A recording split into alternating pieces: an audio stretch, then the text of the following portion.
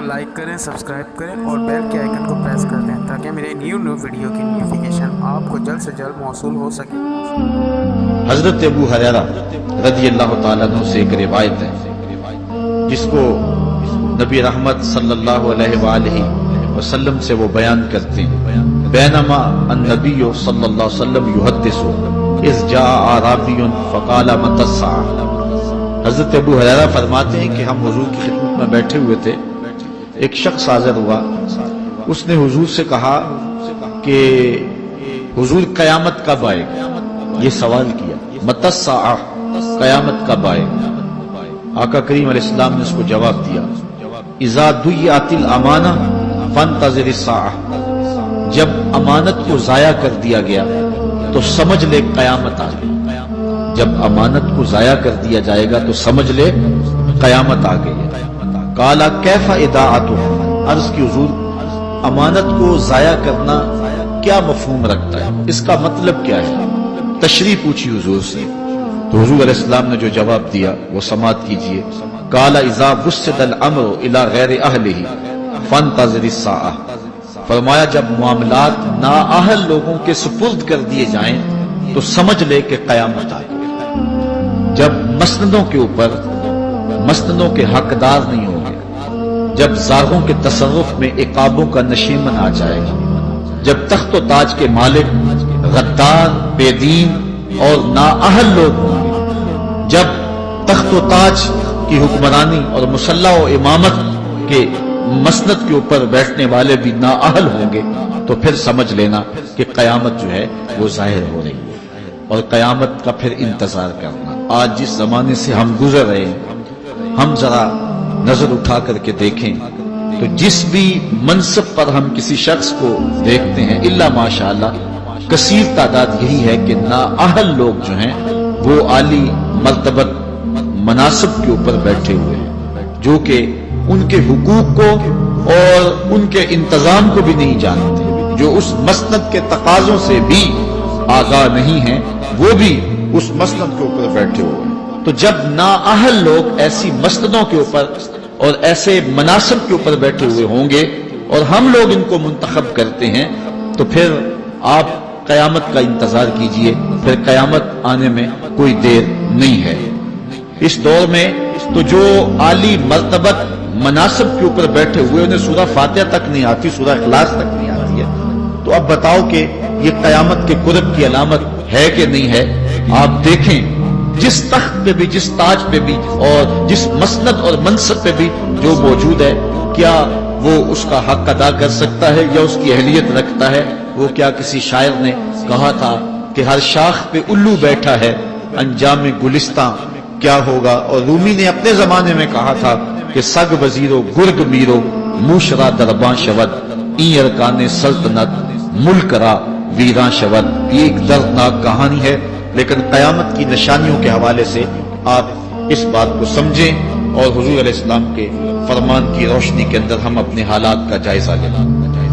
قیامت کی نشانیوں میں سے ایک نشانی یہ ہے کہ علم اٹھا لیا جائے گا، جہالت پھیل جائے گی، علم اٹھا لیا جائے گا۔ آج لفظ زیادہ ہو گئے، انفارمیشن زیادہ ہو گئی، لیکن جس کو علم کہا جاتا ہے، جو مومن کے سینے کا جمال اور نور ہے، آج وہ اٹھا لیا گیا ہے۔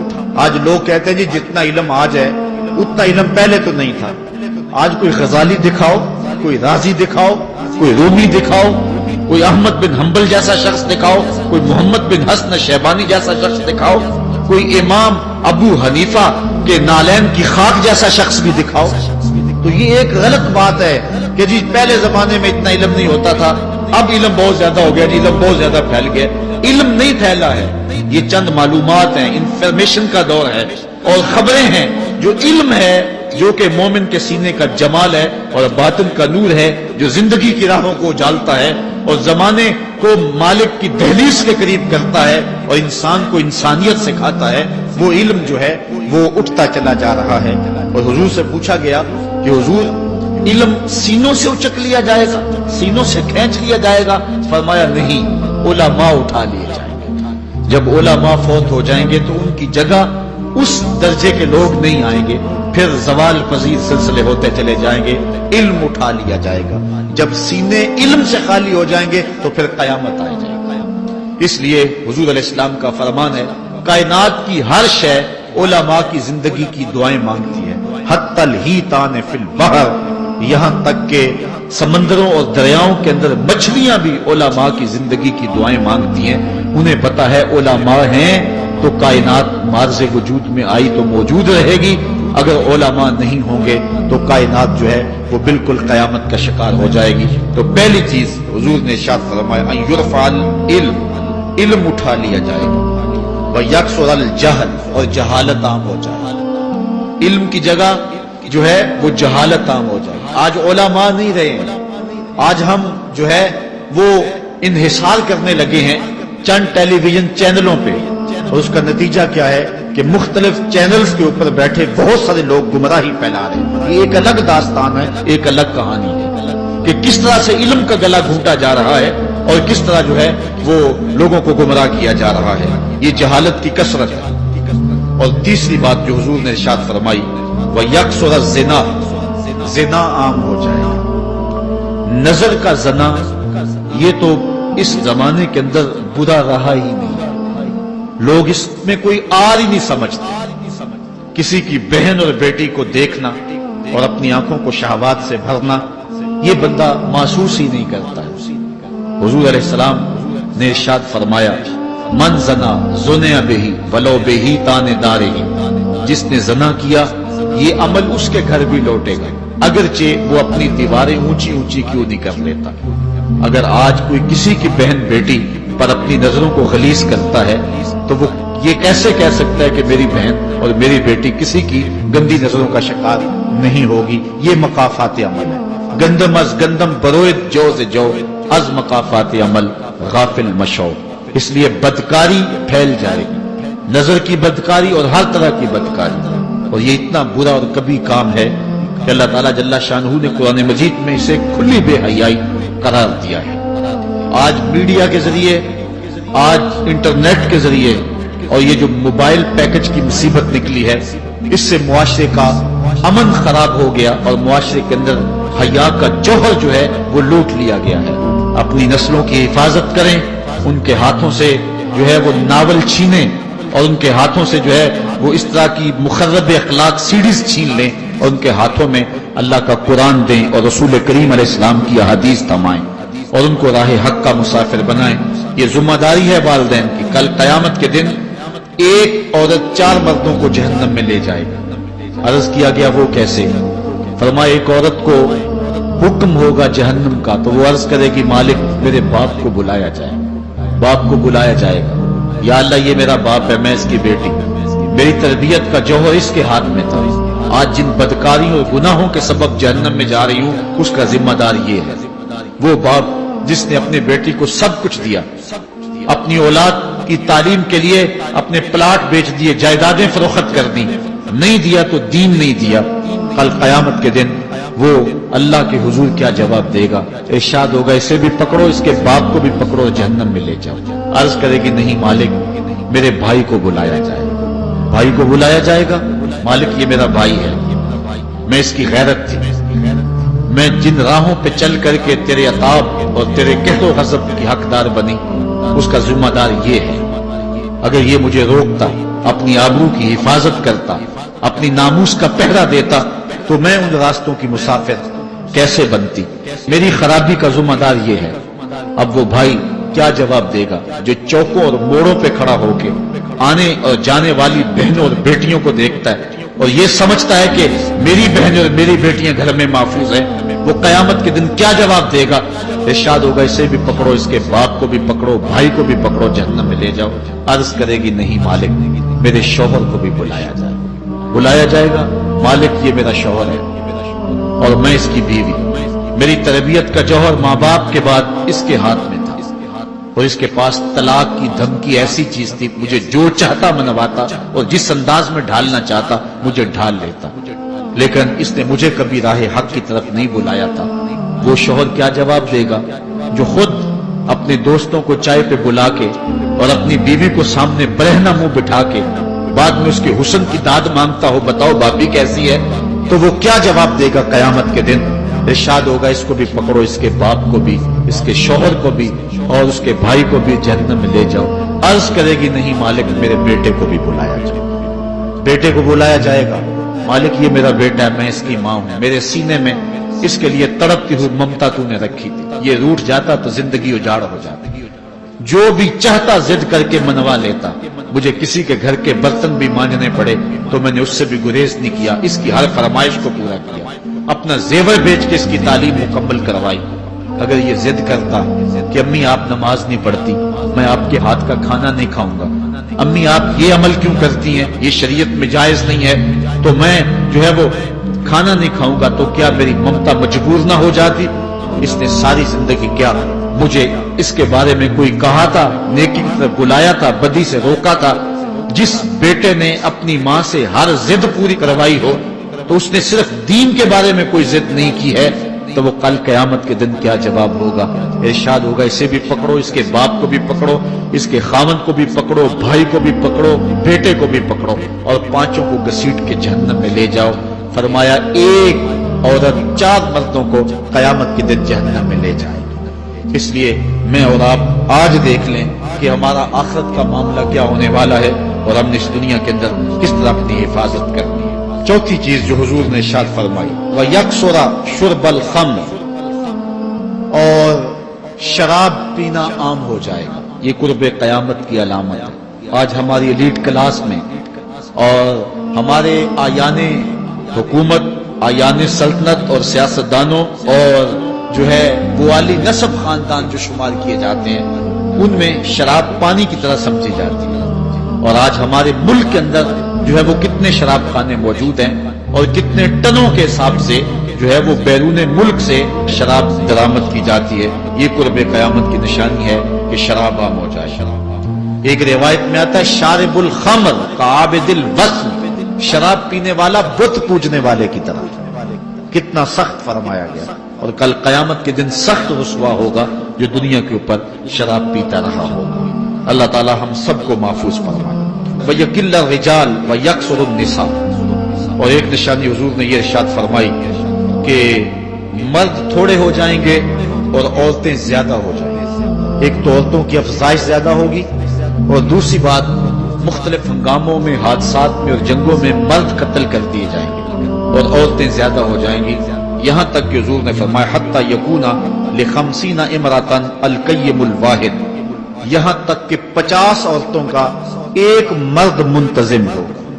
50 عورتیں ہوں گی اور کمانے والا صرف ایک مرد ہوگا۔ یہ قرب قیامت کے حالات ہیں جو حضور نے بیان کیے۔ حالات اس طرف بڑھ رہے ہیں اور ایک وقت وہ آنے والا ہے کہ بالکل جو حضور نے فرمایا وہ چیزیں سامنے آئیں۔ حضرت ابو سعید خدری رضی اللہ تعالی عنہ سے ایک روایت سنیے۔ حضور نے ارشاد فرمایا مجھے قسم اس رب کی جس کے قبضے میں میری جان ہے، اتنی دیر تک قیامت نہیں آئے گی، یہ وقت بھی آئے گا کہ جانور انسان سے باتیں کریں گے، انسان ان کی بولی سمجھے گا اور وہ ان سے باتیں کریں گے۔ وَحَتَّى تُكَلِّمَ الرَّجُلَ عَزْبَةُ صَوْتِهِ، اور اس کے کوڑے کی جو رسی ہے، اس کا جو پھندنا ہے، وہ بھی انسان سے باتیں کرے گا۔ وَالشِّرَاقُ نَالِهِ، اور اس کے جوتے کا تسمہ بھی اس سے بات کرے گا۔ يُخْبِرَ فَخِذُهُ بِمَا أَحْدَثَ أَهْلُهُ بَعْدَهُ، اس کا گھٹنا اس کو بتا دے گا اس کے بعد میں اس کے گھر والوں نے جو باتیں کی۔ یہ حالات پیدا ہو جائیں۔ آج موبائل اور جدید ٹیکنالوجی آ رہی ہے تو اس بات کو سمجھنا مشکل نہیں ہے۔ اس زمانے کے اندر جبکہ ان چیزوں کا تصور بھی نہیں تھا، صحابہ نے پھر بھی یقین کیا کہ ہوگا، حضور نے کہا ہے اور آگے بیان کیا، اور آج تو حالات نظر آ رہے ہیں کہ بالکل جو حضور نے بتایا وہ سب کچھ جو ہے وہ ہونے والا ہے۔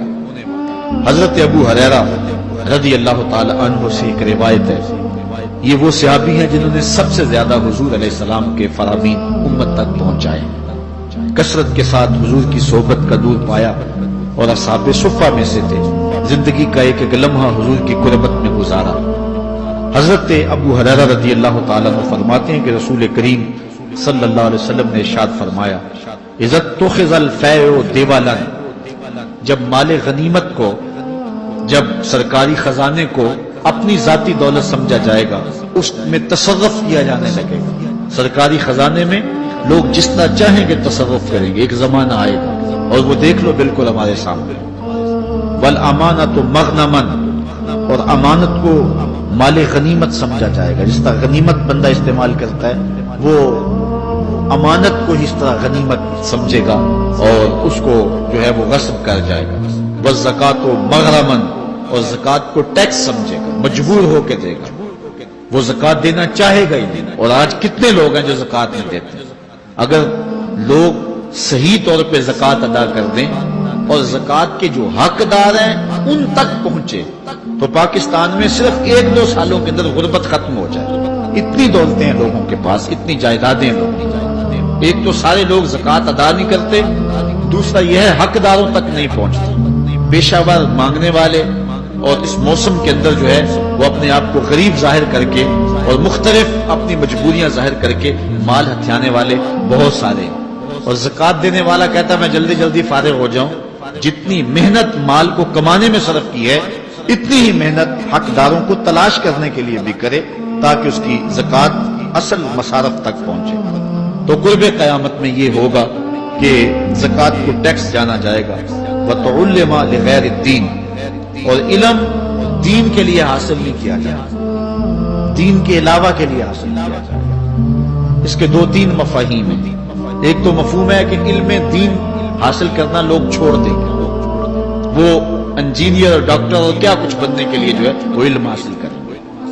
نام خدمت انسانی ہی ہے کہ میں یہ سب کچھ کر کے اپنے وطن کی خدمت کروں گا، انسانیت کی خدمت کروں گا، لیکن بعد میں جب مسجدوں پہ بیٹھتے ہیں اور جو حال کرتے ہیں وہ کسی سے مخفی نہیں ہے۔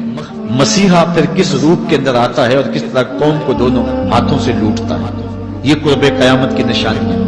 ہر بندہ جو ہے وہ علم تعلیم حاصل اچھا انسان بننے کے لیے نہیں، پاک کردار شخص بننے کے لیے نہیں، اچھا مومن بننے کے لیے نہیں، صالح فرد بننے کے لیے نہیں، بلکہ کمائی کرنے کے لیے، زیادہ سے زیادہ پیسے کمانے کے لیے وہ علم حاصل کرے گا۔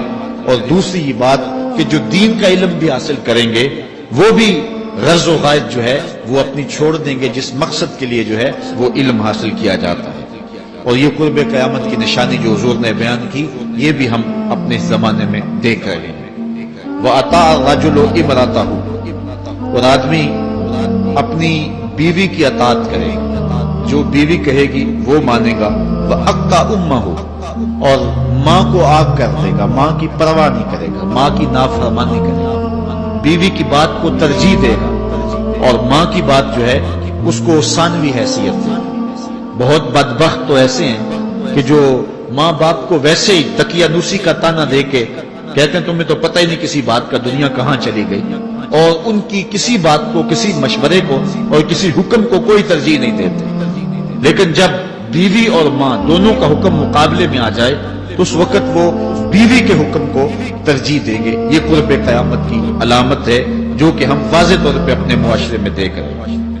وَأَدْنَىٰ صَدِيقَهُ وَأَقْصَىٰ أَبَاهُ، دوست قریب ہوں گے، باپ دور ہوگا۔ دوستوں کو قربت دی جائے گی، ان کے ساتھ بیٹھنا اٹھنا بھی ہوگا، کھانا پینا بھی ہوگا، گپ شپ بھی ہوگی۔ دوست ایک بیل دے تو بندہ دوڑا جائے گا دوست کی پکار پہ، لیکن ماں باپ جو مرضی کہیں تو ماں باپ کی بات کو کوئی ترجیح نہیں دی جائے گی۔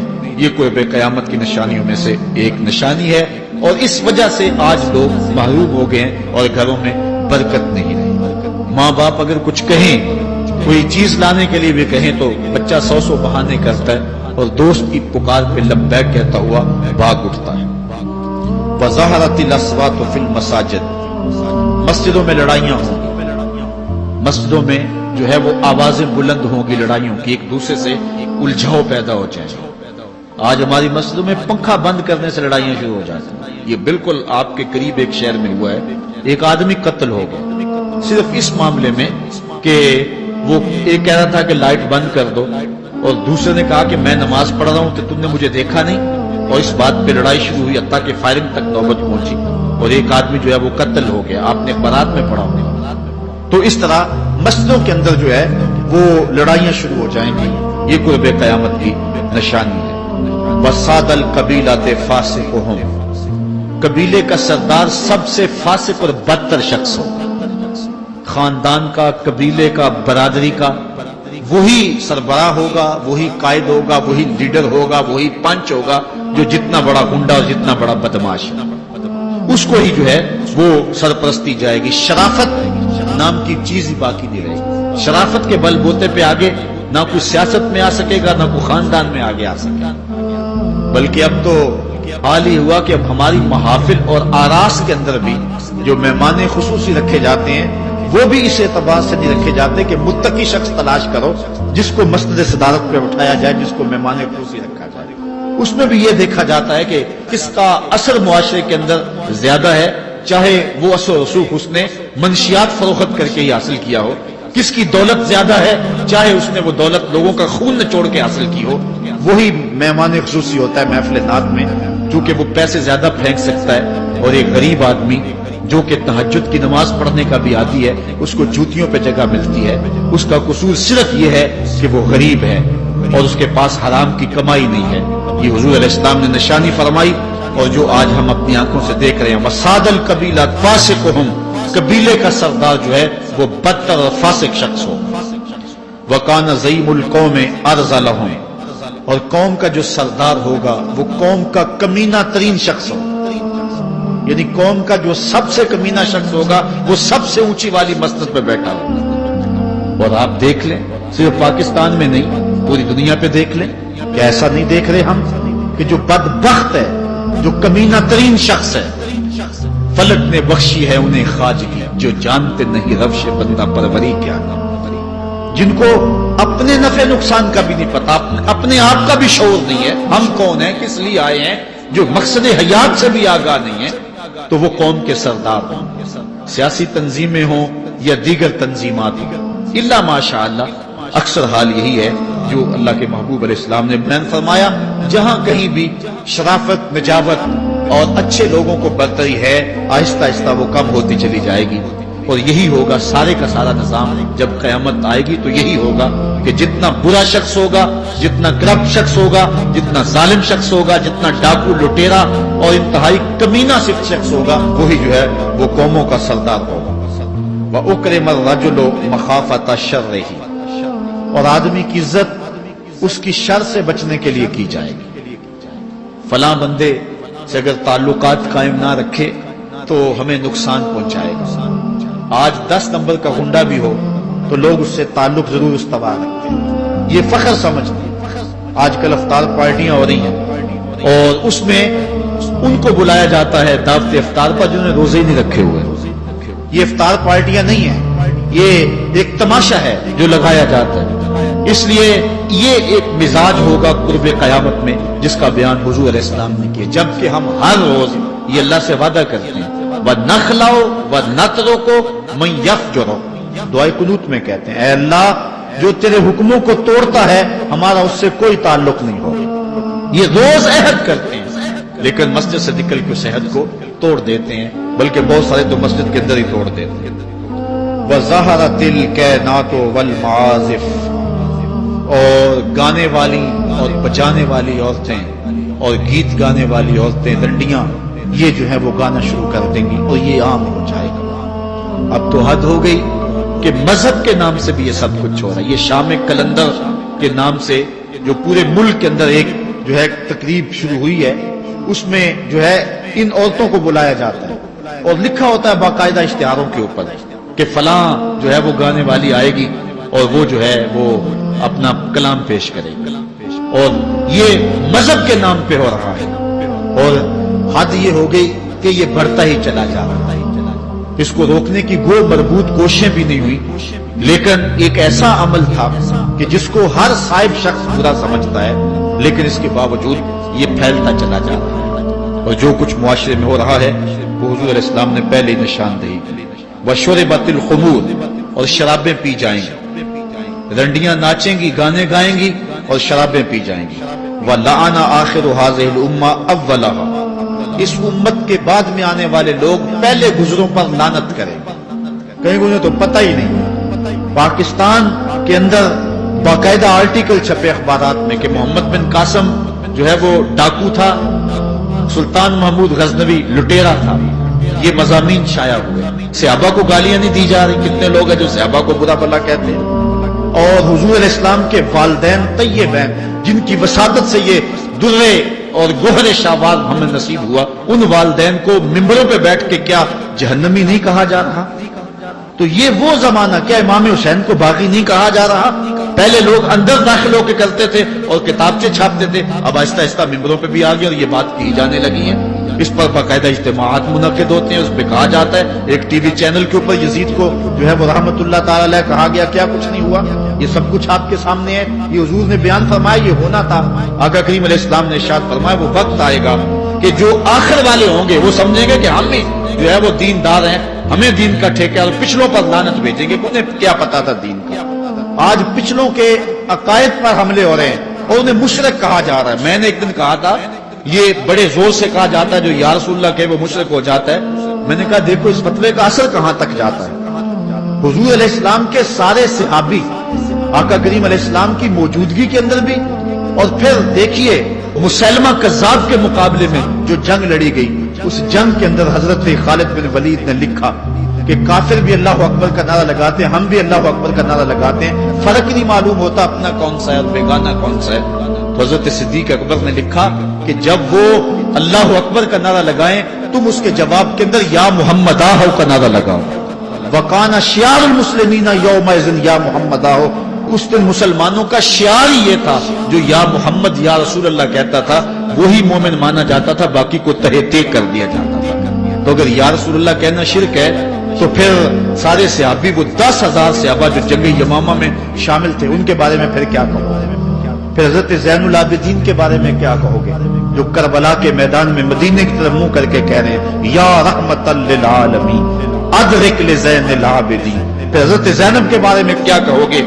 یا محمد آہو یا محمد آہو ھذا حسین مزمل بالدماء، جو کربلا میں کھڑا ہو کے کہہ رہی ہیں اے میرے نانا حضور، اے محمد عربی، آپ کے حسین کو دیکھو خون میں نہا گیا ہوا ہے۔ تو پھر کیا یہ فتویٰ تمہارا کہاں تک پہنچے گا؟ نہ صحابہ بچیں گے، نہ اہل بیت بچیں گے، اور نہ اولیاء امت بچیں گے، جنہوں نے کہا تھا یا رسول اللہ انظر حالنا یا حبیب اللہ اسمع قالنا۔ تو یہ قیامت کی نشانیاں ہیں کہ اگلے جو ہیں وہ پچھلوں پر لعنتیں بھیجیں گے، ان کو برا بھلا کہیں گے، صحابہ کو گالیاں، اہل بیت کو گالیاں، نواسب میں کیا کچھ نہیں کیا ہے۔ اور آج بھی جو دنیا کے اوپر ناسبی ہیں وہ اہل بیت کے بارے میں کیا کیا زبان استعمال نہیں کرتے، حضور کے والدین کے بارے کیا کچھ نہیں کہا جاتا۔ تو یہ سب کچھ ہونے والا ہے جو حضور علیہ السلام نے بیان کیا، کچھ ہو رہا ہے اور کچھ تم دیکھو گے اپنی آنکھوں کے سامنے۔ پھر ارشاد فرمایا فَارْتَقِبُوا عِنْدَ ذَلِكَ رِيحًا حَمْرَاءَ وَزَلْزَلَةً وَخَسْفًا وَمَسْخًا وَقَذْفًا وَآيَاتٍ تُتَابِعُ كَنِظَامٍ قُطِعَ سِلْكُهُ فَتُتَابِعُ۔ فرمایا کہ پھر جب یہ حالات ہوں گے اور یہ پوری طرح حالات معاشرے میں پیدا ہو جائیں گے تو پھر سرخ آندیاں آئیں گی، پھر انتظار کرنا سرخ آندیوں کا، وَزَلْزَلَةً اور زلزلے کا انتظار کرنا، وَخَسْفًا وَمَسْخًا وَقَذْفًا اور دھنسنے کا انتظار کرنا، اوپر سے پتھروں کے نازل ہونے کا اور شکلوں کے بگڑنے کا انتظار کرنا۔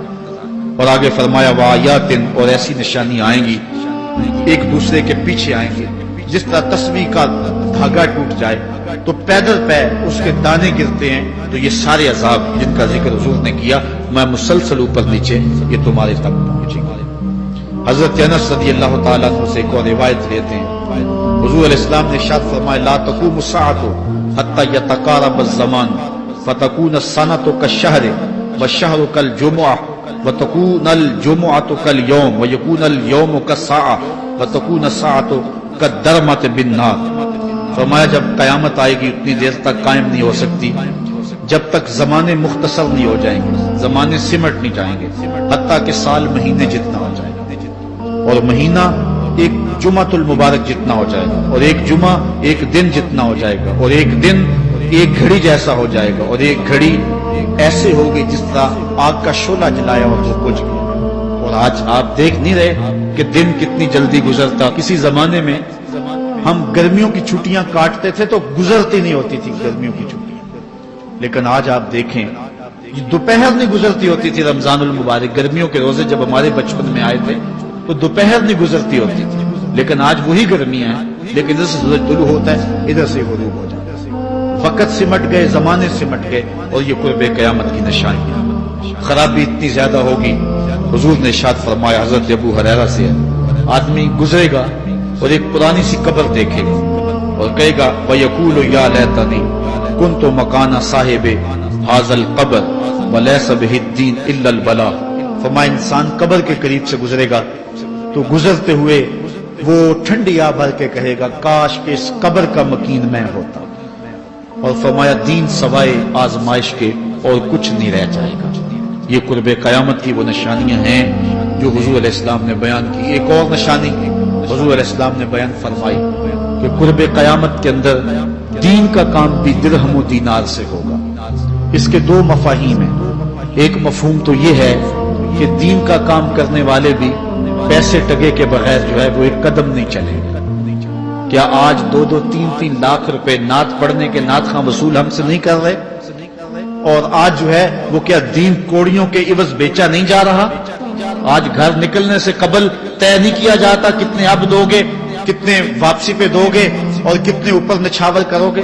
دین کیا کوڑیوں کے عوض اور پیسے کے عوض بیچا نہیں جا رہا؟ ایک اس کا مفہوم یہ ہے، اور دوسرا مفہوم اس کا یہ ہے قرب قیامت میں اگر کوئی دین کا کام کرنا بھی چاہے گا تو درہم و دینار کے بغیر نہیں ہو سکے گا۔ یعنی اس کو ضرورت ہوگی کہ میرے پاس مال ہو، حالات ہوں اور میں دین کا کام کروں۔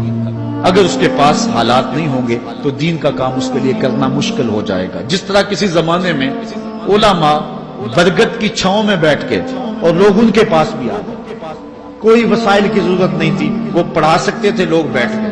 امام محمد بن حسن الشیبانی جب پڑھانے بیٹھے تو آپ کی مجلس میں جو لوگ آ کے سیکھتے تھے وہ تعداد ان کی تو بہت ساری تھی، لیکن جو باقاعدہ آپ کی باتوں کو لکھتے تھے وہ 4000 لوگ تھے۔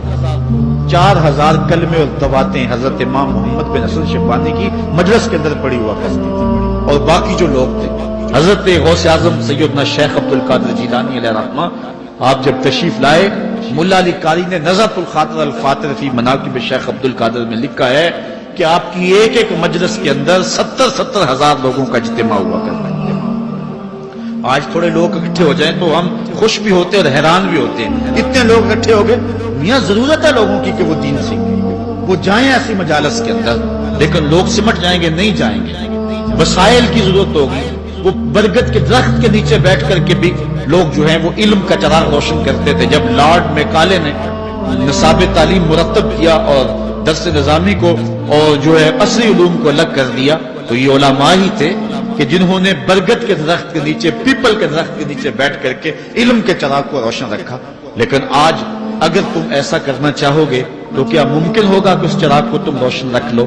آج وسائل کی بہر صورت ضرورت ہے، اور آج سے صدیوں قبل علماء نے یہ فتویٰ دیا تھا کہ صدقہ کرنا، زکوٰۃ ادا کرنا یا دیگر امور خیر میں خرچ کرنا بڑا نیکی کا کام ہے، لیکن سب سے بڑا نیکی کا کام اس دور کے اندر آج سے قبل علماء نے فتویٰ دیا تھا کہ دین کے طالب علموں پہ خرچ کرنا۔ ان پہ اگر خرچ کریں گے تو یہ وہ ایک ایسا موقع ہے کہ جس سے آپ جو ہے وہ حقدار تک حق بھی پہنچا لیں گے اور اس سے دین کو بھی